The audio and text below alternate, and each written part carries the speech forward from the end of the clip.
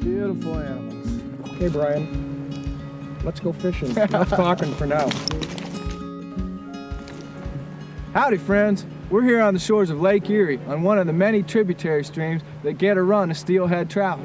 You know, the steelhead is one of the glamour fish of the Great Lakes, and all the states that border the Great Lakes and the Canadian provinces all get good fishable runs of fish.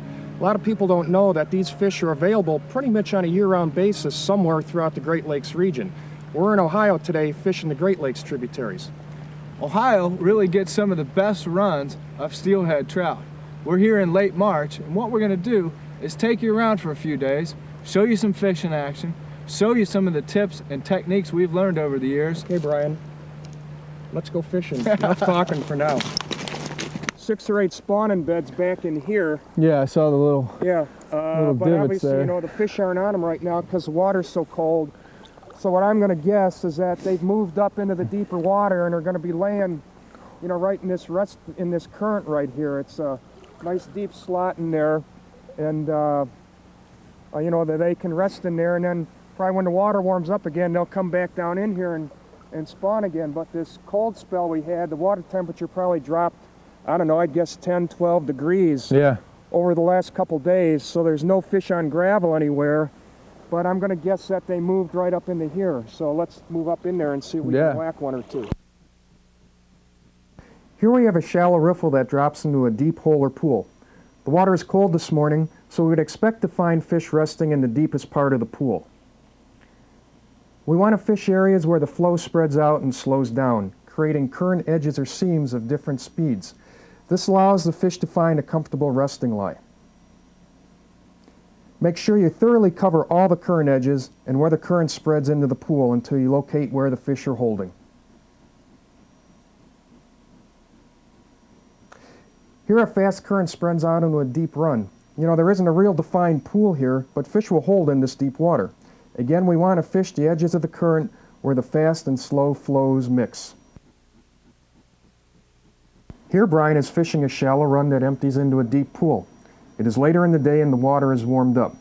We need to make sure that no fish have now moved into the head of the pool, as higher water temperatures may cause fish to hold in faster currents.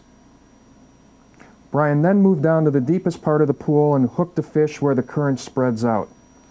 These areas are typically the most productive water and will hold fish in nearly all conditions.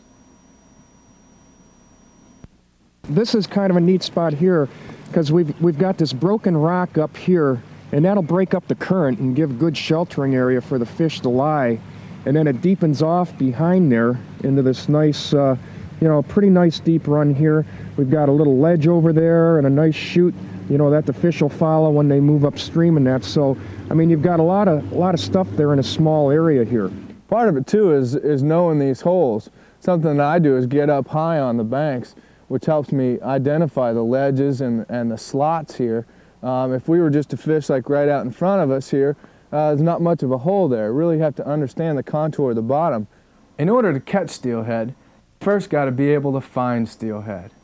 You will find that things like water temperature, water clarity, water depth, and even light conditions can influence where steelhead will be found in a stream. But you'll also find that where you found fish last month or last year, you typically go back and find them again this year. Now, steelhead are actually on the move and on spawning beds very little of the time. So it's very important to be able to identify these holding areas or these resting areas for these fish. Steelhead will use structure and things like ledges and shelves and drop-offs as holding areas. You'll also find that simply a few feet of depth can make the difference in where you're going to find these fish. Gee whiz, he's in charge right now. See that? Fish rolling down here at the bottom, Jerry. See the boil? Ah, beautiful. Beautiful animals. No problem, he's out of here.